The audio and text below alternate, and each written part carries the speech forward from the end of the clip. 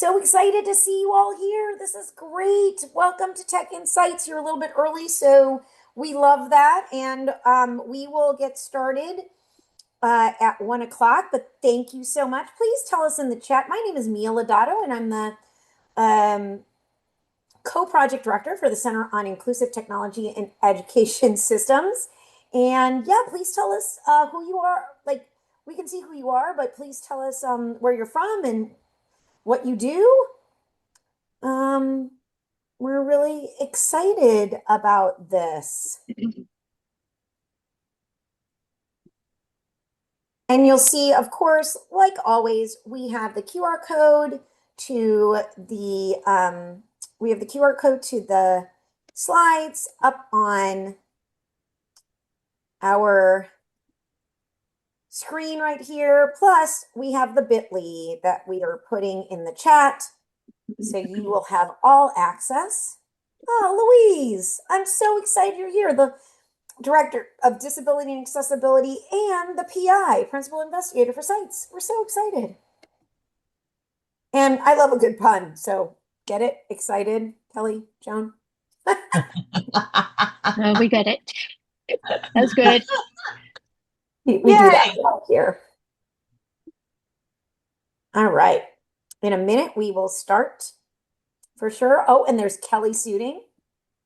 Hey, hey. Don't encourage her. Kelly Suiting from CITES and CAST. So excited to have her here. Who else is here? Oh, Sylvia, welcome. Yeah, we got every corner here represented. Oregon, Minnesota, Florida, Arizona. Nice. Jersey.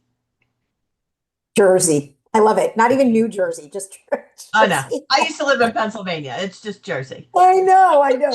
It's great. So we'll be starting in a minute, and here it from is. Maryland. It was It's definitely 1 o'clock. Jersey then, too.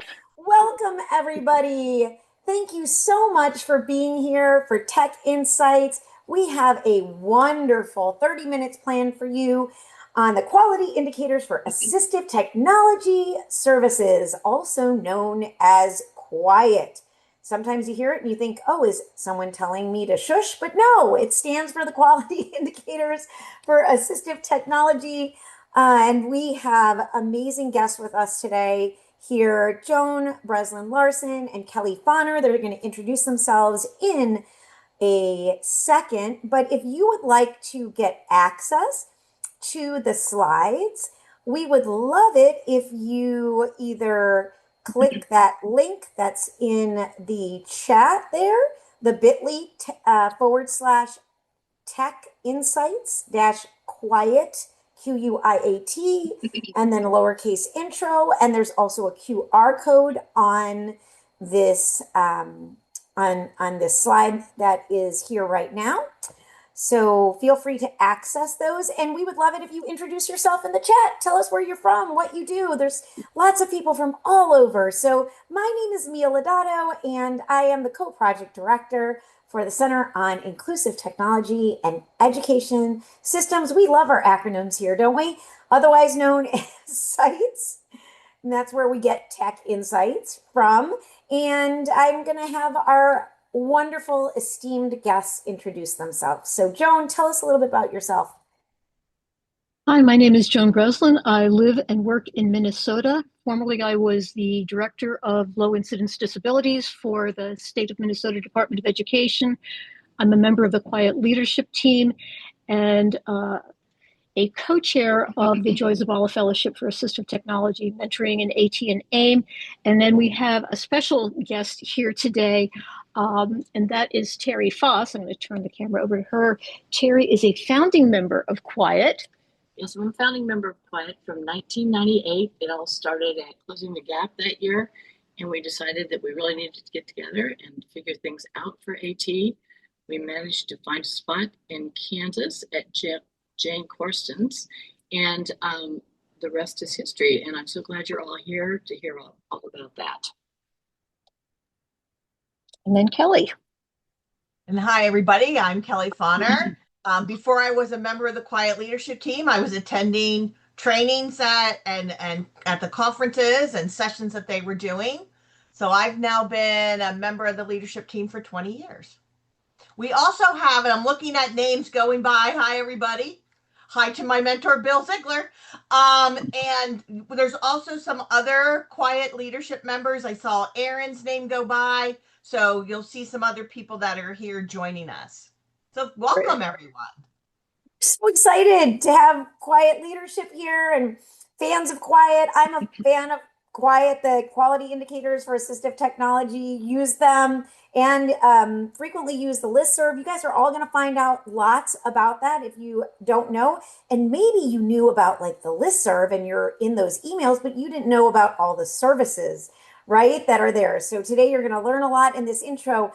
We are excited at InCITES to have a new partnership with Quiet. So as a reminder, the goal of InCITES is to empower districts to create and sustain inclusive technology ecosystems that foster, and this is the key point we always try to say, intentional collaboration. We're not existing in silos, right? We're fostering intentional collaboration between ed tech, assistive technology, and informational technology, or IT, with family involvement to benefit students with disabilities and all students. And again, on this slide, we have the bit.ly for the slide information and the QR code, and it's being put in the chat by Kelly Suiting from InCITES. So thank you so much for that.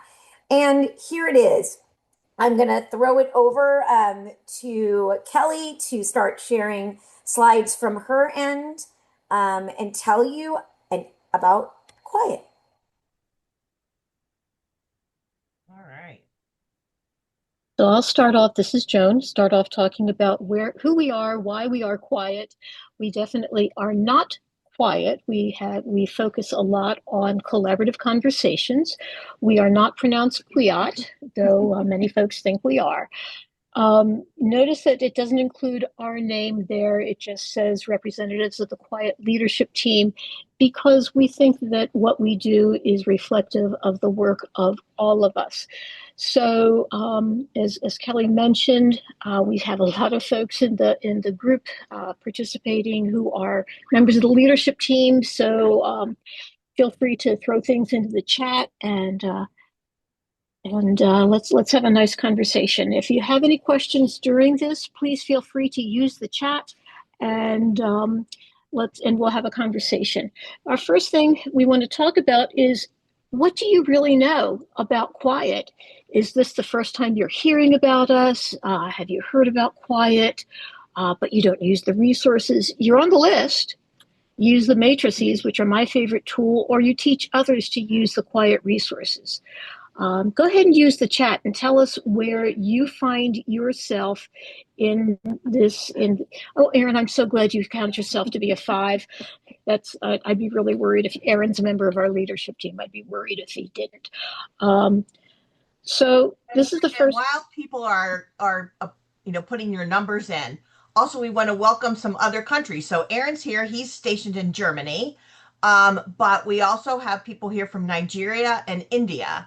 And so as you hear us talk about Quiet, this is something that got started here in the US, and yet the things that we're going to be talking about have been used in multiple countries. And it's interesting because lately several countries have asked permission to translate our materials into other languages. And we typically give permission for that because we think that what we have done as part of this national group, it's not just the Quiet leadership, but everyone we've worked with over the years that we've done is really foundational and helpful to a wide range of folks. Kelly, the next slide. Joan, this is Mia, and I was just gonna say, it looks like there's as many ones as anything. So this is exciting to be able to share this information with people who've never heard about Quiet before. Yeah, a lot of ones, a lot of 3s. Oh, we have another member out there, Gail Bowser. Just saw her name in there. Hi, Gail. Hey, Gail. So what is Quiet? Actually, I'm going to let Terry talk about that because, do you want to? You're prepared. I'm prepared. I'll go ahead and do it. So we are the quality indicators for assistive technology, and we began in the fall of 1998. As Terry said, it was an informal conversation that started at Closing the Gap, and coincidentally, I'm at the hotel where Closing the Gap was held in 1998. And folks sat literally in the bar and said, you know, we've got that weird thing in IDEA that says we have to consider AT, and then if they need it, give it to the student. What the heck does that mean? And so Jane Corsten and Joy Zabala, who were basically our mamas of quiet, pulled together a work group of folks from around the country. Gail was there, Terry was there, a whole bunch. Jane Corsten was there, Penny Reed. You don't have to name them all, Jen. No, I was thinking it's a good thing because I don't remember all of them. And so we have participants from all sorts of perspectives. We have special educators, we have parents, we have family members. Quiet has been going on and growing and changing since 1998. We have the indicators that we'll talk about more in detail, but we continue to work on what happens next to ensure that we are supporting students and the educators and their families. Obviously, we are focusing on quality services for assistive technology, and it is facilitated, not necessarily led, but facilitated by the Quiet leadership team. We are all volunteers. So when somebody says, you know, if you only had $20,000, you could do this. Well, we don't. We are all volunteers. We do this out of love. And we really need the input and participation of the Quiet community, which is everybody who's ever been touched by the quality indicators. So next slide, Kelly.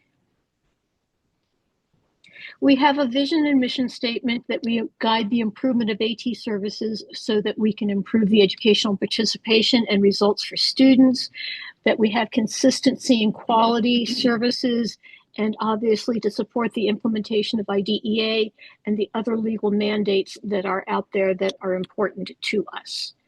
Next slide. So who takes advantage, who benefits from Quiet? Obviously, we started thinking about school districts. And so as we look at a district and we say, where are you at? How are you doing? And they say, well, we really don't know. We have some supports and resources that are going to help a district understand how to build and sustain good services in AT for all students. Service providers, us educators, consultants, understand what good service looks like. Families and consumers, the individuals with disabilities, need to understand where they fit into this and are able to help the IEP team or the IFSP team understand how to infuse AT into the student's life. Certainly, we believe that universities are critical so that they can help provide the next generation of special educators who have AT infused into their program. And certainly when I worked at a state level agency, and we had to come up with policy to say this is what good services look like in our state in the provision of assistive technology, I regularly looked at the quality indicators and said, what looks best? What can we do best here in Minnesota to meet these quality indicators? I also took advantage of the Quiet list, which we'll talk about in a little more detail, with other state leaders to say, what are you doing in your state? How are you implementing this? So we have a wide range of resources and supports through the indicators and through the list for all of these beneficiaries of Quiet. Next slide, Kelly. So what are the components of Quiet? First of all, the list that we've talked about a lot. We partner with ATAP to host the Quiet list. We currently have over 1,500 members, folks who are on the Quiet list, and it is a forum where you can talk about AT, talk about the indicators, ask a question, provide resources and answers. It is a very active listserv. We formerly were hosted by the University of Kentucky, where Joy Zabala was doing her dissertation. And a few years ago, we began collaborating with ATAP, which has been a fabulous collaborative program. We have a website where almost all of the resources we are going to be sharing are available. There is the URL for the website, and when we have time, we're going to go through that, quiet publications, which we'll talk about a little bit later. We're going to talk a lot about the indicators. We have indicators in 8 unique areas that have the indicator statement, an intent statement, common error, indicator matrices, which I think I already said, but oh, I love the matrices, guiding documents, and planning documents, all resources that are available to you to use to support your provision of assistive technology services or to support prospective or special educators in having a consistent, sustainable practice in AT. Okay, Kelly? We have 8 indicator areas. This all started with a conversation around consideration. Well, when IDEA was reauthorized in 1997, it told us for the first time we have to think about assistive technology. And so consideration is where we all started. We also have assessment, which are also known as evaluation, documentation of AT and the IEP, implementation. We're going to be talking a lot today because it's my favorite indicator area. So, and I pretty much wrote the slide deck, so I got to choose what was in there. One of the things we've learned is that when services fall apart in assistive technology, it's not in the consideration, assessment, or documentation. It's where the rubber meets the road in implementation. So all of the things we talk about today will focus on that implementation. We have evaluation of effectiveness, which means how is that AT working? Is it working for that student? Is it doing what it's supposed to do? And then transition. You'll notice that those 6 indicator areas focus on the student. How is the student services, how are they working out for this kiddo? Then the last 2 indicator areas are administrative support. How does the administrator of your agency support the effective practice in AT in your district? And then professional development. How are we learning about AT? So these last 2 indicator areas are for us, the practitioners. The first 6 indicator areas were validated during Joy Zabala's doctoral dissertation as being important and clear. So we have some very, very good research into the first 6 areas, and then the last 2 areas were added later as we thought about the fact that us as practitioners need supports too. Okay, Kelly, next slide. So what are indicator statements? We have for the indicator area of implementation 7 indicators. You'll notice that in each of these indicator statements, there's a sentence, but there are phrases in each one that are italicized and in bold. Those are the key components of that indicator statement. So you'll notice in many, as you look at all the indicator areas, you'll see a lot of, we have a plan, a collaboratively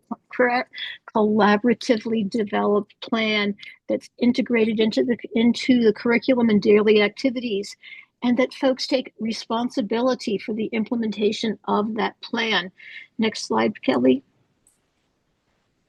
And that people supporting the student have a variety of strategies, including AT. AT does not stand alone. It's part of a menu of supports and services to that student. And that we make sure that the student, the family, and staff all have learning opportunities, and that we do this based on a need for which we have collected data. And we have to make sure that we have management, maintenance of equipment so that it continues to work for the student. Kelly, why don't you take it from the next slide? Will do. So as Joan said, there are, for all 8 areas, you're going to see a list of these indicator statements. These indicators were a part of the collaborative work. The first 10 years of Quiet was working on, with different groups, working on developing these areas and the indicators that went along with them. So this isn't something that I think a lot of people sometimes think that the Quiet leadership team sat down and made all of this up. This really was the work with hundreds of people coming together at conferences and summits in different states, with AT leaders in different states coming up with these statements. And then there are some other things that go along with those indicators. As Joan mentioned, each of the areas have all of these. So there are some intents. Sometimes, you never know. Like if you ever put the title of a presentation out there or a title of something, and other people interpret it differently than what you originally thought. So that's the purpose of these intent statements, are to explain each of the indicator areas and just kind of, flush them out and using lots of different terminology, with people coming together from lots of different connections to assistive technology, different statewide initiatives. They found the need to develop these types of statements. So you're going to find this for every indicator area. Another thing that you're going to find are common errors. One of the material that was originally developed was then published into a book. We'll talk about that. But again, that's from the material that's on the website. One of the additional things that the team started to put together was finding these common things that people did that kind of messed up that indicator area. So common errors in assessment and common errors in evaluation of effectiveness, like not doing it, not involving all members.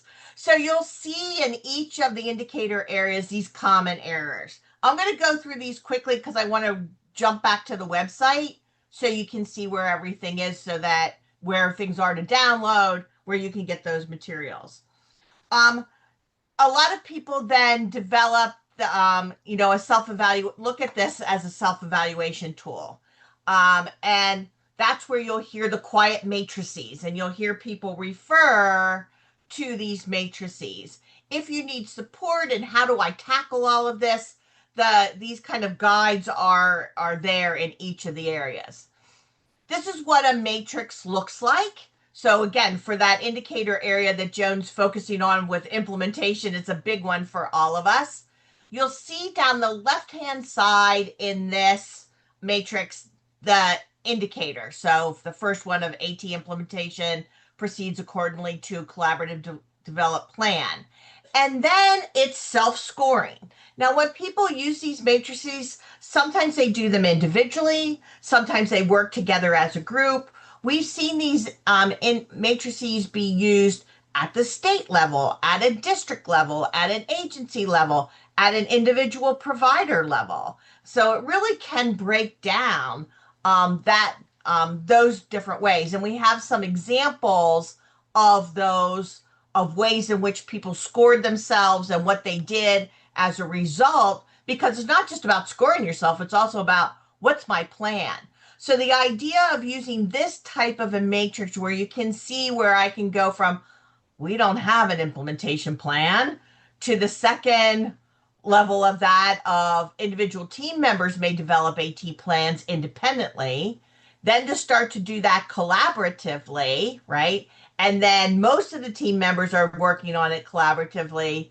And then you have a plan that everybody's together. So one of the things I really like and use with these matrices is in my work with different agencies is to show people where we can go. Not everybody needs to be a 5, right? But what we need to be doing is moving forward. So you're going to see this matrix broken down for each of the 8 indicator areas and all of the indicators in each of those.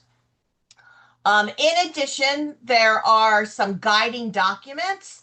Again, these were developed in different meetings with groups of people that maybe gave, some of them are more guiding, step by step.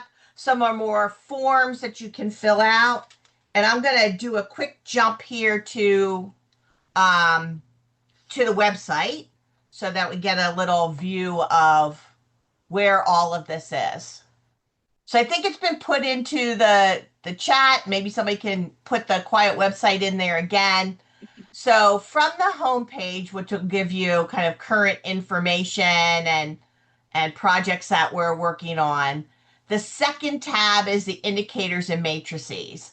After a little explanation that Joan has gone through, you'll see that each area lists that indicator. So if we look at consideration, you'll have downloadable documents as well as being able to view the indicators and read them right here on the website. So you'll see the indicator area and the intent statement that goes along with that. Along with those indicator statements, you'll also see, as I'm just going to scroll down again, the matrices that I was just showing you. So each of the matrices is also available as a Word document or a PDF. So you can open those up. I'm going to go to administrative support. And so the matrix here for administrative support, again, down that left-hand side, you'll see the indicator, and then across it are the areas in which you can score yourself, the levels at which. Some other things that are on here, there's a lot of mention at the beginning of this presentation about the quiet list. So if you would like to join the quiet list, the directions for joining and leaving are on here. There's also frequently asked questions about the list. So you'll see that kind of information. There are some additional resources. Here's where those last two slides that I clicked through really quickly, the guiding documents for each of the areas that's there, including some reference lists, planning documents for each of the indicator areas. So some of these are the forms and guiding, be that follow through. You also see that we've got a list of useful links. So different places across the U.S., across the countries that people get information from. They also, as you continue to scroll down the resources, they are listed by indicator area. So you'll see AT and the IEP, transition, all of those.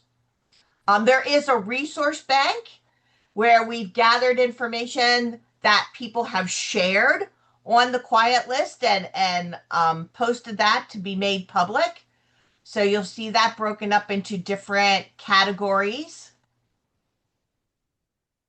And again, those come from people who are a part of the quiet list. They're not everything that's generated is generated from the leadership team. And then I'm going to throw it back to the presentation slide so we can tell you about some of these quiet projects that are related to the work of quiet. If I can find it.